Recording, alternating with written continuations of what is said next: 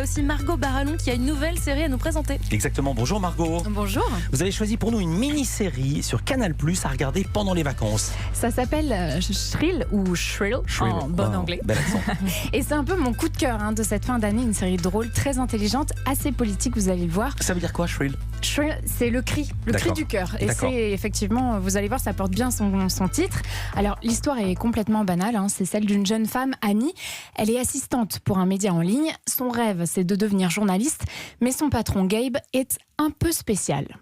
Gabe, est-ce que je peux te pitcher un article, s'il te plaît? J'ai découvert récemment que la pilule du lendemain marchait pas sur les femmes en surpoids, et alors je me demandais si je pourrais faire un papier. Non, mais tu te fous de ma gueule, Gabe. Tu laisses Andy écrire un article de 18 000 mots sur ce que ça fait de prendre de la MDMA, et puis tu le laisses en écrire un deuxième intitulé « Au secours, j'ai repris de la MDMA ». Mais ça n'a aucun sens. Je suis plus douée qu'Andy. J'hallucine. T'es une vraie connasse. J'adore.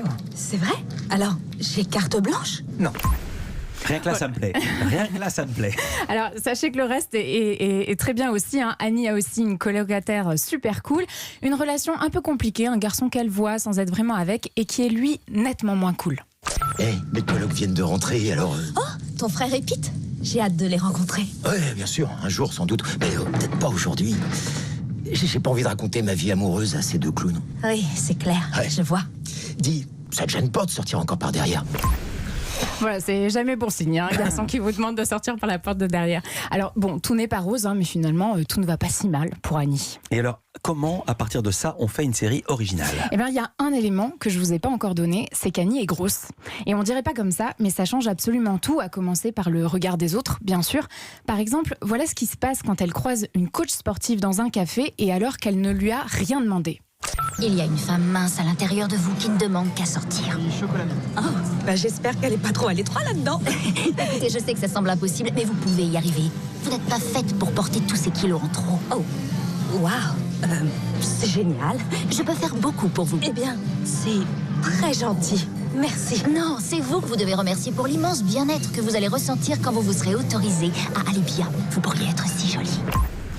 Voilà, c'est déplacé, paternaliste, Ouais. complètement gênant. Et donc l'histoire de Shrill, c'est celle d'Annie qui décide un jour d'arrêter de se faire marcher dessus comme ça et de s'accepter comme elle est. Et j'ai appris un mot grâce à vous, c'est ce qu'on appelle une série body positive. Oui, c'est dans la vague de ces séries comme la célèbre Girls où on montrait beaucoup de corps normaux en fait, tout simplement. Mais le poids d'Annie, c'est ça qui est intéressant, c'est pas du tout le sujet principal de la série, c'est simplement un aspect du personnage comme un autre.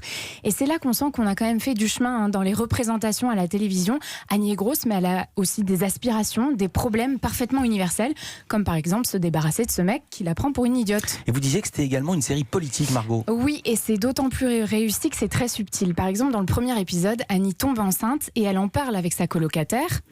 Qu'est-ce que je devrais faire d'après toi? Ben, te faire avorter avant que ça devienne illégal ou je sais pas quoi.